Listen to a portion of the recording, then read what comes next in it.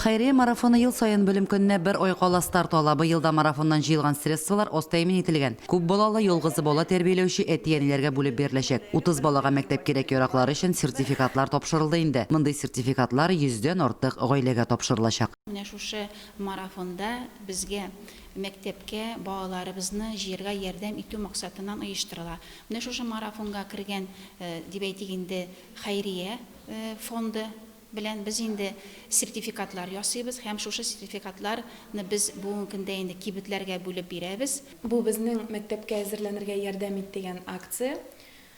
Безнең инде тамчыдан күл җыела диләр. Ярдәмгә мохтаҗ кешеләр инде безнең районыбызда бик күп. Шуңа булышып торалар, булышып торсыннар. Бу җыелган акчалар инде барсы да балалар өчен.